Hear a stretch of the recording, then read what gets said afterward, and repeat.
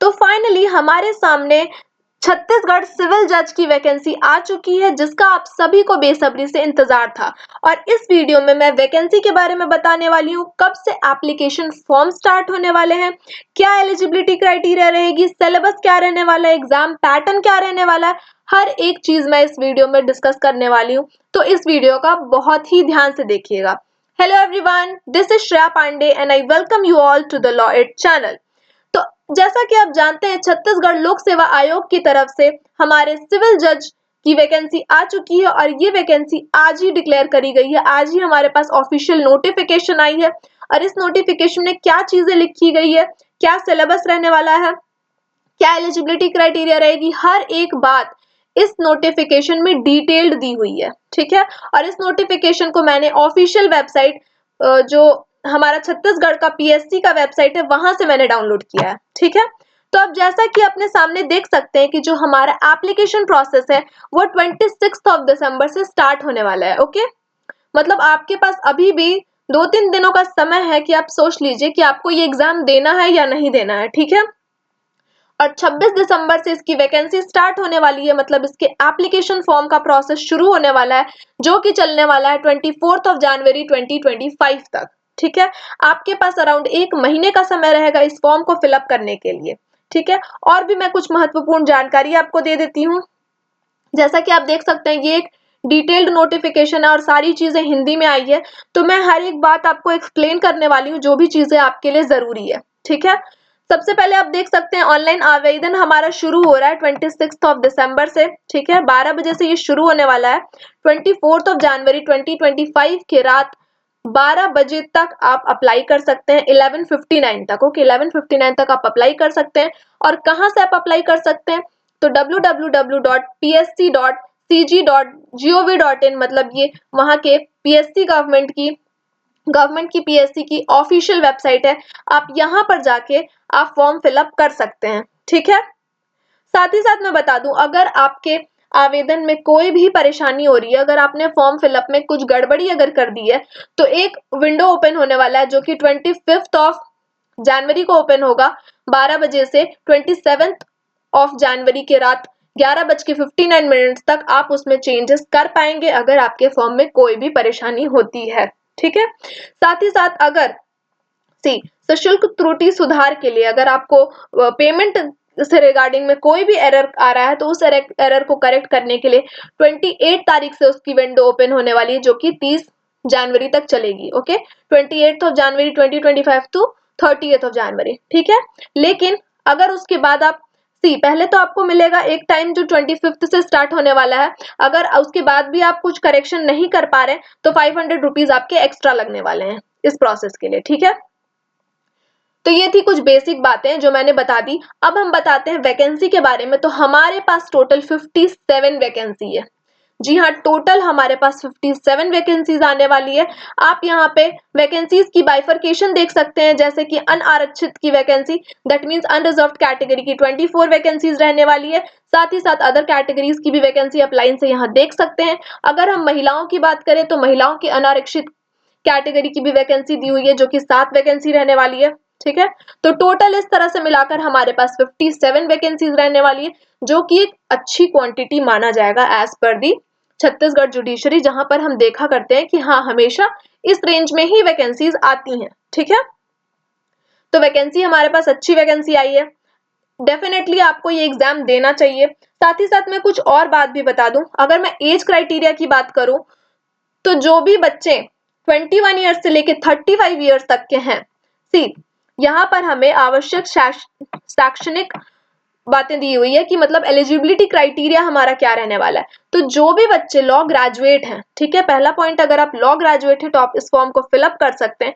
साथ ही साथ law graduate के साथ आपको जरूरी है कि आपको रजिस्ट्रेशन अपना कराना पड़ेगा विद दी बार काउंसिल। ठीक है, जिस भी स्टेट के आप स्टूडेंट हैं, उस स्टेट के बार काउंसिल में आपको एनरोलमेंट कराना जरूरी है। आपको एक एनरोलमेंट नंबर मिलता है जब आप एनरोल कराते हैं खुद को किसी भी स्टेट बार काउंसिल में, और उस एनरोलमेंट नंबर को यहाँ पर फिल करना पड़ेगा। ठीक है, इसलिए हम देख सकते हैं कि आपको अधिवक्ता अधिनियम, दैट मीन्स एडवोकेट्स एक्ट के अकॉर्डिंग आपको अधिवक्ता के रूप में नामांकित होना जरूरी है। ठीक है। तो सिर्फ यहाँ लॉ ग्रेजुएट होके काम नहीं चलने वाला है, आपको एनरोलमेंट भी जरूरी है। ठीक है। इसके बाद मैं बता दूं, एज की अगर मैं बात करूं तो मिनिमम 21 ईयर्स एज आपका होना चाहिए विद रिगार्ड टू 1 जनवरी 2025, जो कि मैक्सिमम एज लिमिट जाएगी 35 ईयर्स। ठीक है। मतलब 21 से 35 साल के जितने भी बच्चे हैं सारे लोग इस फॉर्म को फिलअप कर सकते हैं अगर आप लॉ ग्रेजुएट हैं और आपने एनरोलमेंट करा ली है अपने स्टेट बार काउंसिल में। ठीक है। और 21 से 35 ईयर्स का जो एज लिमिट है, ये हमें कुछ आगे चल के हमें कुछ रिजर्व्ड कैटेगरीज के लिए देख सकते हैं कि हमें रिलैक्सेशन मिल रहा है, एज रिलैक्सेशन हमें मिल रहा है। महिलाओं के मामले में हमें 10 साल तक की छूट मिल रही है। दैट मीन्स अगर हम 45 ईयर्स तक जाते हैं तो 45 ईयर्स तक हम फॉर्म फिलअप कर सकते हैं। ठीक है। और अदर कैटेगरीज के लिए भी हमें 5 वर्ष तक की छूट दी जा रही है। दैट मीन्स 5 ईयर्स तक का हमें एज रिलैक्सेशन मिल रहा है। दैट मीन्स हम 40 ईयर्स तक फॉर्म फिलअप कर पाएंगे if we are from the reserved category. ठीक है। ये सब देख सकते हैं आप, इसमें कुछ बहुत ही खास बातें नहीं दी हुई है, आप चाहें तो अगर एक बार पढ़ लेंगे तो ये आपका पॉइंट्स क्लियर हो जाने वाला है। ठीक है। जाति प्रमाण पत्र उन लोगों के लिए जरूरी होगा जो लोग रिजर्व्ड कैटेगरी से आते हैं and specially if they are from the state of Chhattisgarh. ठीक है, तब उनके लिए जरूरी है ये।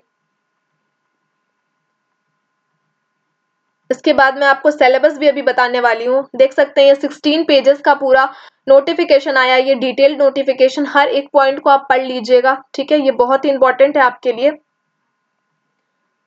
सी, अब यहाँ पे मैं फीस भी अगर बता दूं तो हमारे पास 400 रुपीज लगने वाले हैं जो भी छत्तीसगढ़ के बाहर के स्टूडेंट्स हैं। ठीक है। छत्तीसगढ़ के बाहर के स्टूडेंट अगर आप हैं और आप इस फॉर्म को फिलअप करना चाहते हैं तो आपको 400 रुपीज देने पड़ेंगे फॉर्म फिलअप के लिए। और जो छत्तीसगढ़ के डोमिसाइल स्टूडेंट्स हैं, मतलब जो छत्तीसगढ़ के निवासी हैं, उनके लिए कोई भी परीक्षा शुल्क नहीं लिया जा रहा है उनसे। ठीक है। तो ये थी कुछ बेसिक बातें। अब मैं आ जाती हूँ सिलेबस के बारे में बताती हूँ आपको। ठीक है। जैसा कि हमें पता था कि हमारे सिलेबस में नए लॉज ही ऐड करने वाले हैं। ठीक है। तो हमारा नए लॉज ऐड हो चुका है इस सिलेबस में। ठीक है। सिलेबस के अलावा अगर मैं बात करूं तो ये प्रोसेस आपका प्री मेंस इंटरव्यू जैसा होने वाला है, जैसे कि बाकी एग्जाम्स का होता था, बाकी स्टेट जुडिशरीज जो पैटर्न फॉलो करती है। दैट मीन्स हमारा प्री होगा, देन मेंस होगा, देन इंटरव्यू होगा। तो वो वाले प्रोसेस को छत्तीसगढ़ जुडिशरी भी फॉलो करने वाली है। ओके। सी, अब यहाँ पर स्कीम ऑफ एग्जाम यहाँ पर दिया हुआ है। देखिए, एग्जामिनेशन आपका 100 मार्क्स का होने वाला है जिसमें से 100 क्वेश्चंस आपसे पूछे जाएंगे। ठीक है। सारे क्वेश्चंस के 4 ऑप्शन होने वाले हैं जिसमें से आपको एक सही आंसर चुनना पड़ेगा। ठीक है। लैंग्वेज पेपर की अगर हम बात करें तो जो प्री और मेंस एग्जाम हमारा होने वाला है वो इंग्लिश लैंग्वेज में भी होने वाला है और हिंदी लैंग्वेज में भी होने वाला है।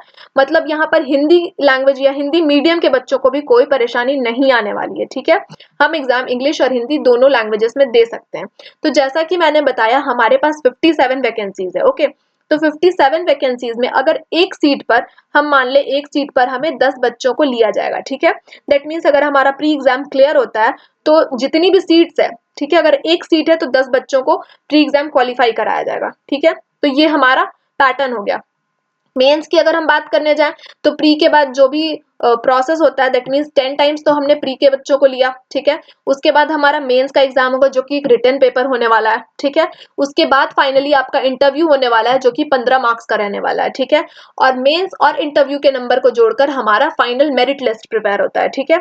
और उस मेरिट लिस्ट में जिन लोगों का भी नाम रहेगा, they are selected as a जज। ठीक है। and candidates belonging to unreserved category has to secure minimum 33% marks। आपको इंटरव्यू में भी 33% मार्क्स लाने जरूरी है और अगर आप रिजर्व्ड कैटेगरी से हैं तो आपको 25% मार्क्स लाना जरूरी है। ठीक है।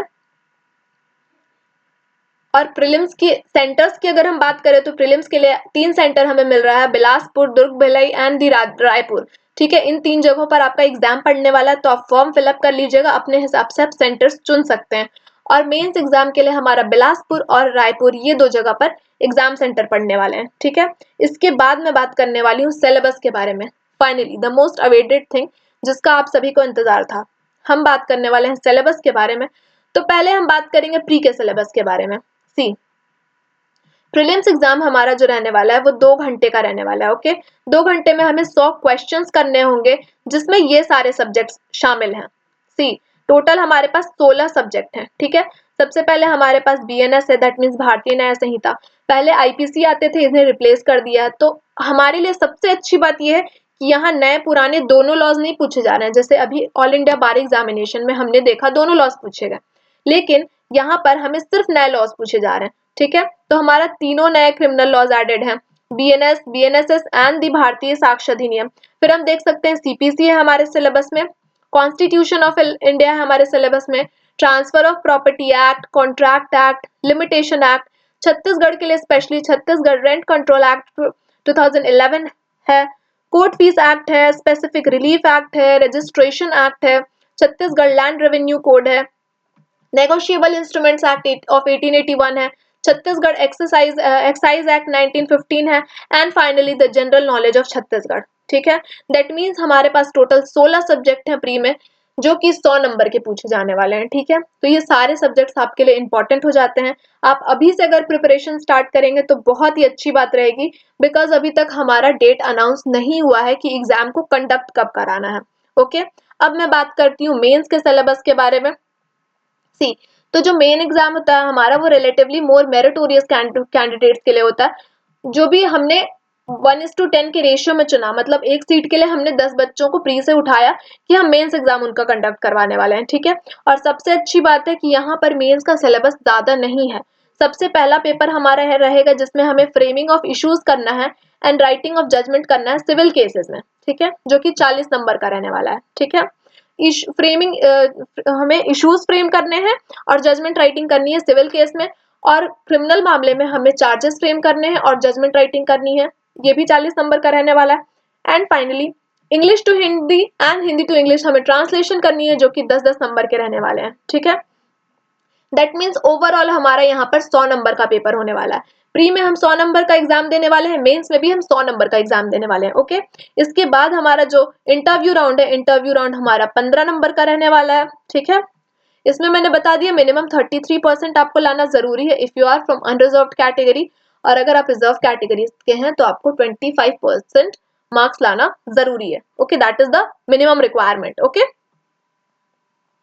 अब मेंस में जब बच्चों का सिलेक्शन होता है तो एक सीट पे 3 बच्चों को सिलेक्ट किया जाता है, ठीक है, और उन 3 बच्चों की इंटरव्यू होती है फाइनली। उसके बाद जो मेरिट लिस्ट प्रिपेयर होता है, फ्रॉम दैट मेरिट लिस्ट हम डिसाइड करते हैं कि हाँ कौन से लोगों का सिलेक्शन हुआ है, ठीक है। आप सिलेबस को ध्यान से देख लीजिए, सिलेबस बहुत बड़ा नहीं है, सिलेबस यहाँ पर लिमिटेड ही है, क्योंकि देखा जाए तो ये सारे तो मेजर सब्जेक्ट्स हैं, ठीक है। क्रिमिनल लॉज आपको कहीं भी पढ़ने ही है, सीपीसी आपको पढ़ना ही है, कॉन्स्टी, ट्रांसफर, कॉन्ट्रैक्ट, ये सारी चीजें आपने पढ़ रखी है, ठीक है। हमारे लिए थोड़ा सा डिफिकल्ट हो जाएगा अगर हम छत्तीसगढ़ रेंट कंट्रोल हम पढ़ते हैं, या छत्तीसगढ़ लैंड रेवेन्यू पढ़ेंगे, छत्तीसगढ़ एक्साइज एक्ट पढ़ेंगे, बिकॉज ये थोड़े से नए कंसेप्ट हो जाएंगे अगर आपने पहले से प्रिपरेशन स्टार्ट नहीं की है तो, ठीक है। लेकिन अभी आपके पास सफिशिएंट टाइम है, बिकॉज अभी तक डेट डिक्लेयर नहीं हुई है, तो आप छत्तीसगढ़ के लोकल लॉज पढ़ने में लग जाइए, जनरल नॉलेज पढ़ना स्टार्ट कर दीजिए, और जो मेजर सब्जेक्ट्स हैं, मेजर सब्जेक्ट्स की रिवीजन शुरू कर दीजिए, okay. This is the good chance for you कि आप इस एग्जाम को क्वालिफाई कर सकते हैं। 57 सीट्स हैं हमारे पास, ओके। और हमारे नेक्स्ट वीडियो में मैं आपके साथ प्रिपरेशन स्ट्रैटेजी शेयर करने वाली हूँ कि आप किस तरह से प्रिपेयर कर सकते हैं, ओके। ये तो मैंने एक ऑफिशियल नोटिफिकेशन बता दी आपके सामने कि क्या क्या चीजें आ रही है, किस तरह से चीजें रहने वाली है, क्या वैकेंसी रहने वाली है, एलिजिबिलिटी क्राइटेरिया एंड एवरीथिंग, ठीक है। तो इसके अकॉर्डिंग आप अपना माइंड प्रिपेयर कर लीजिए कि whether you have to give this exam और नॉट। मेरे अकॉर्डिंग कि आपको ये एग्जाम तो देना चाहिए। If you are from Chhattisgarh definitely you should give this exam. और अगर आप बाहर के स्टूडेंट्स हैं, लेकिन अगर आपका कोई और एग्जाम इस वक्त सर पर नहीं है, या आपकी प्रिपरेशन अच्छी चल रही है, आपको एक एग्जाम देना चाहिए, even if you are preparing from some other state, जहां पर हो सकता है कि थोड़े से सिलेबस में डिफरेंस हो या फिर थोड़ा सा एग्जाम पैटर्न में डिफरेंस हो, लेकिन अगर आप एग्जाम देंगे तो एग्जाम से आपके प्रिपरेशन और अच्छी हो जाती है, इसीलिए you should give this exam, ठीक है। बाकी आपकी मर्जी है, और अगर आप मेरे साथ जुड़ना चाहते हैं तो आप हमारे चैनल को सब्सक्राइब कर लीजिए, इस वीडियो को लाइक करिए, उन बच्चों के साथ शेयर करिए जो लोग आपके साथ जुडिशरी की प्रिपरेशन कर रहे हैं। और मैं अगले वीडियो में स्ट्रैटेजी शेयर करने वाली हूँ कि किस तरह से हमें प्रिपेयर करना चाहिए छत्तीसगढ़ जुडिशरी के लिए। और मैं कोशिश करूंगी कि मैं ये पूरा सिलेबस आपको फ्री ऑफ कॉस्ट यूट्यूब पर करवा दूं, ठीक है। एआईबी के लिए मैंने बहुत सारे क्वेश्चंस डाले थे, बहुत अच्छे से मैंने प्रिपरेशन करवाई है, एमसीक्यूज मैंने कई सारे सॉल्व करवाए हैं, तो मैं कोशिश करूंगी छत्तीसगढ़ जुडिशरी के लिए भी मैं अपना बेस्ट कोर्स लेकर आ सकूं यूट्यूब पर। That will be beneficial for all of you. मिलते हैं हमारे नेक्स्ट वीडियो में। Thank you.